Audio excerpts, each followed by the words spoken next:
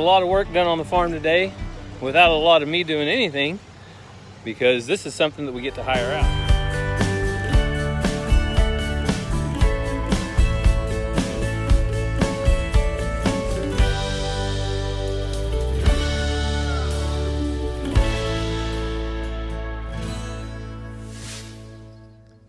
Welcome back to the channel. Hey, today I wanted to share a quick tip about a very evasive weed that we deal with here in Oklahoma on the farm.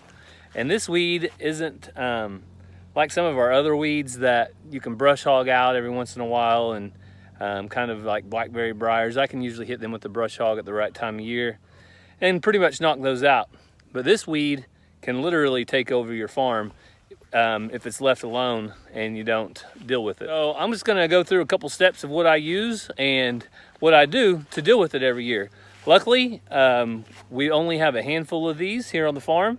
So rather than spraying an entire pasture, I'm able to spot spray. And I'll show you what I use to do that. Things that I use is a just hand sprayer from your local farm and garden store. And the other thing that I like to use is a chemical. Now, we do not like to spray chemicals on the farm unless it's just absolutely necessary. But when it is necessary, this is one that I've had pretty good luck with. It's called RM43, Total Vegetation Control. Kills weeds and prevents weeds for up to 1 year.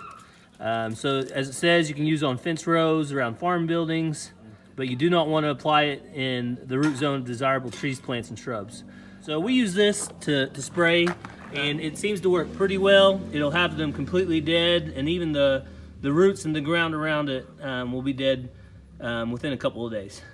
So I always keep a little bit of that mixed up. It kind of has a red tint to it, because if need be, whenever I spot a thistle out in the middle of the pasture, I can put that on there and take off and get it knocked out. So I'm gonna go ahead and go out and spray a couple that I noticed whenever I went out for a run earlier. I looked over my pasture and saw a couple popping up that I hadn't seen before. And I just drove the pasture 2 days ago looking for them. And these just popped up out of nowhere.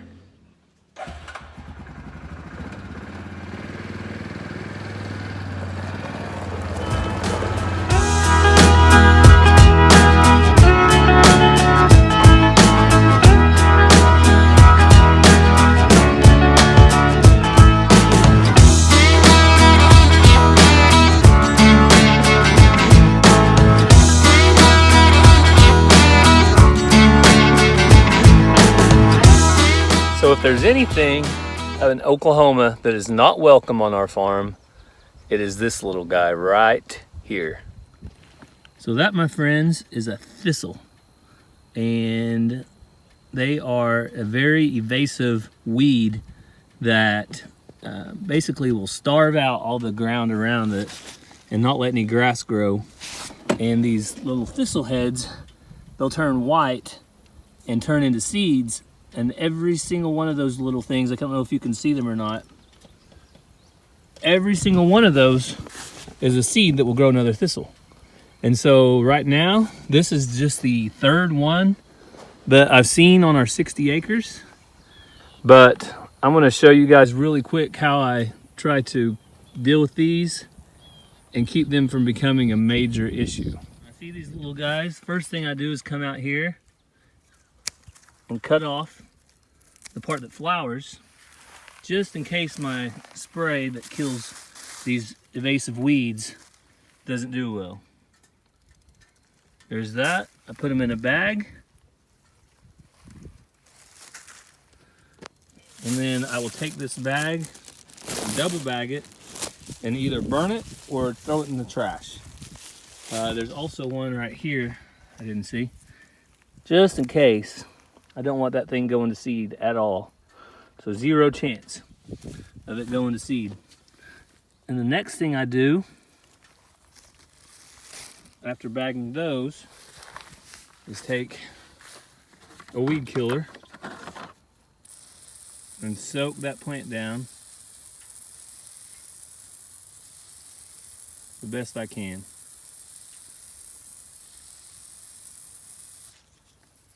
So that's actually the only weed that I do that with that's so evasive that I have to do that with. I can brush hog some of the other briars and different things, but this is one weed that I don't mess around with, because if it gets able to get established, it can take control and take over your pasture in no time. Here's another one. So this one had 1, 2, 3, 4, 5, 5 different flowering heads on it. One important thing to do is also look around on the ground around the thistle to see if there are other thistles growing, because usually one will get this tall while there's several others around it that are not even close to that tall. But I checked all around this one and I don't see any others. But we got that one taken care of as well.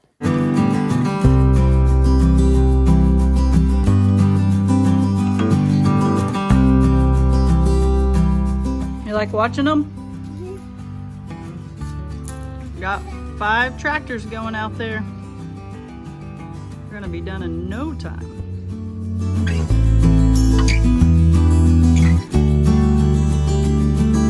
We're out driving around picking up trash in the hayfield before they come and bale it tomorrow. So trash blows around from the road or from the yard. You never know. So driving around, picking up what trash we can before they come back tomorrow.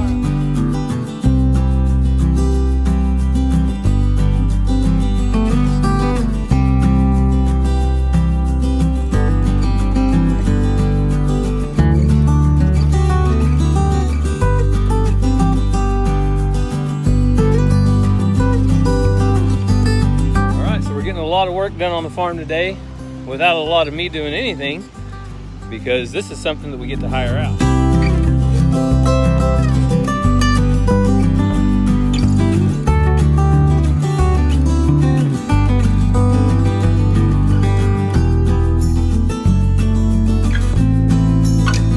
We are currently getting hay baled. There's 1 baler, 2 balers, and 3 balers and 2 rakes.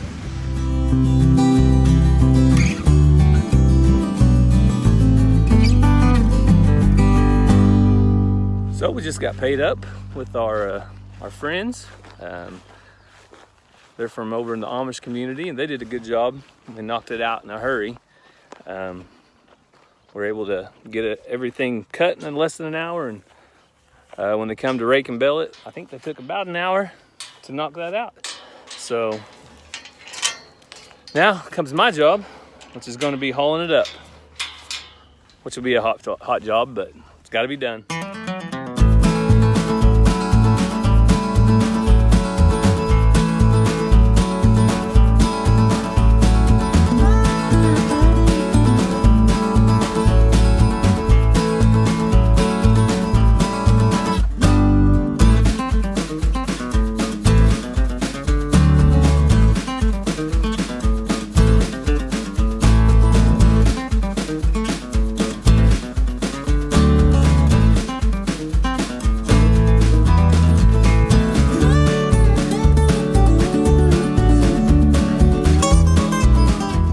We showed you guys some of the bad grass on the farm, or I like to say the evil things, which are the thistles.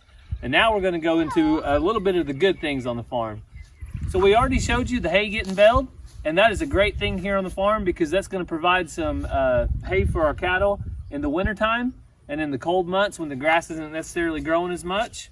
And so what we're going to do right now is go out and get some hay, and we're going to move the hay up to put it up for storage for the winter time. What'd you say, Ransom? I'm going to start on this tractor.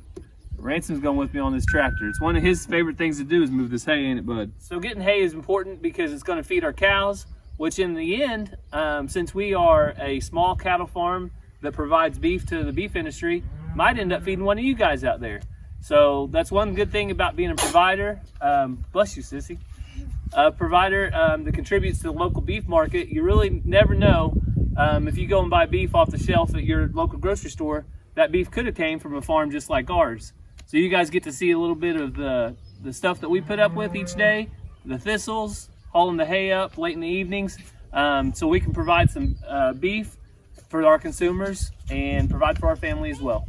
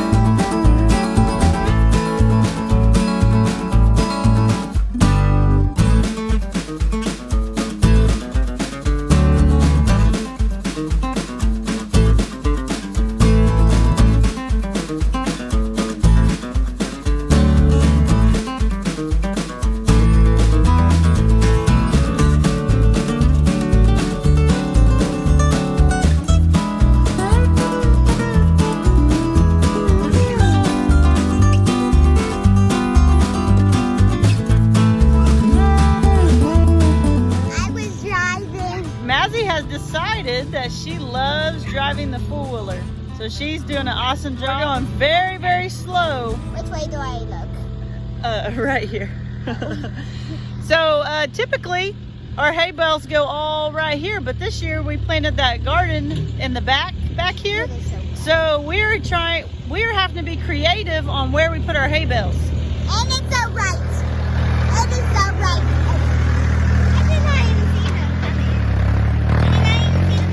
So I'm not sure you could hear us with the tractor and all that. Maddie's being silly. But typically we put our hay back here, so we're having to be a little bit creative on where we put it this year since we have this garden in the back, and we're kind of out of room. It is so bright. It's bright. I know. It's burning You my parked eyes. You parked us right in the sun. Oh. You were driving, not me. So anyway, we'll follow the boys a little more and get some more footage of them putting up hay. Those of you that see hay put up all the time, you're probably thinking, seen that a million times, but I know a lot of y'all don't get to see this very often. And so I know you guys really enjoy being able to see the farm life and how we do everything. So hopefully you guys enjoy watching us put up our hay. What do you want to tell them? Subscribe. Subscribe. It's totally free. It's totally free, y'all. You've been watching Good Grab Almighty? What else you want to tell them? Now's your chance, because Ransom's not here to steal your thunder.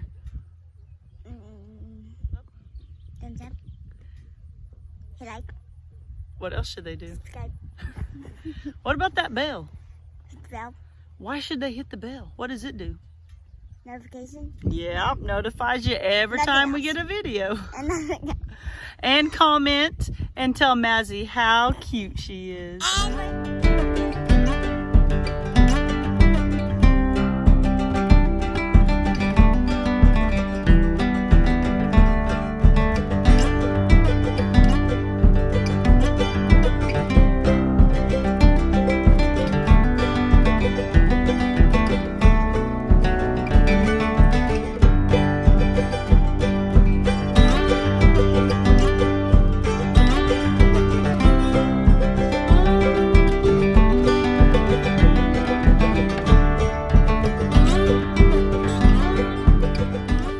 So maybe you're thinking, okay, how big are those hay bales? I can't really tell. Well, let's show you. Super big. This one is a tree and Ransom. Yeah, so Ransom's about halfway or so. Mazzy's about the fourth. I'm about there. Yep. So these are how big the hay bales are. So they're pretty good size. We get, 10 feet. huh? They're 10 feet. 10 feet? I don't think so. I think they're 5 feet. 7. So it's just kind of depending on who does your hay, what size you get, depending on what they have. So I haven't stood by one yet, so let me stand by it and we'll see how tall they are. All right, so these must be about 5 feet. I'm 5'7" on 5'8" on a good day. So they're probably 5 by 10. 4. Probably 5 by 4. Anyway, it kind of just depends on who's doing your hay and what equipment they have, what size you can get. So Gary likes these size because they work well with his tractor. His tractor can easily pick them up. But also, if you've been following us from the beginning when Gary was haying during the wintertime, you saw him push hay bales out with his hands. So if they're too big, he can't hardly push them. So he likes this size because it's just easier, better for him here on our farm when he wants to push them out for the cows. So if you missed the video of Gary pushing out hay bales, click that iCard right up there and it'll take you to it. What are you kids doing? All right, so this is what the kids call a tiny hay bale. I want to look a little tiny. Sometimes they're super tiny, aren't they? Sometimes they're that big. I'm bigger than it. So these are the hay bales kind of at the end of the line. They just didn't have, oh, that's a big old piece, Mazzy. They just didn't have enough hay to make a complete bale. So the kids love these little tiny ones that are more their size. All right, well, we're gonna finish putting up what hay we can for tonight. Yeah. Check on the animals before it gets dark. Yeah. What are you doing? Yeah. I have hay on my booty. We'll probably make a run through the garden and then get these kids inside and take some baths. I don't like that. All right, let's get to it. All right, so you saw us haul up a little bit of hay, and we've got 74 of these bales total to haul up. That's what this cutting made. So hopefully we'll get all this up by tomorrow. I might haul some tonight, into the night.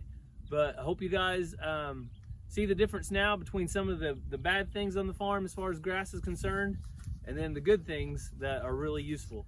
Thank you guys for watching. We appreciate you taking the time to watch the video, and that really means a lot to us.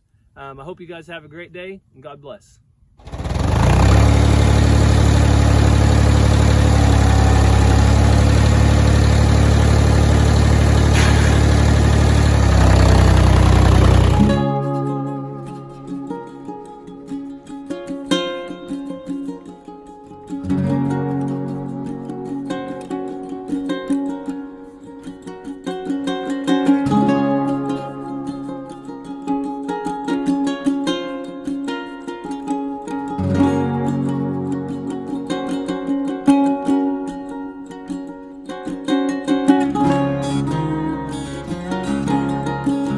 So Ransom wants to show you guys how we unload this 200-pound protein tub.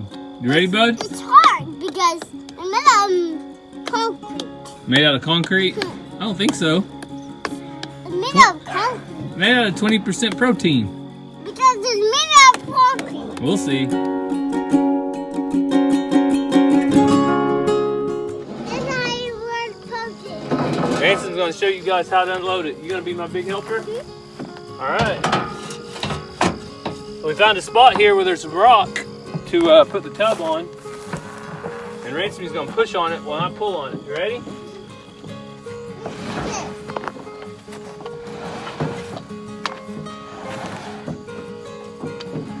Here it comes. Hang on. I can easily get down there. That's enough, Daddy? Almost.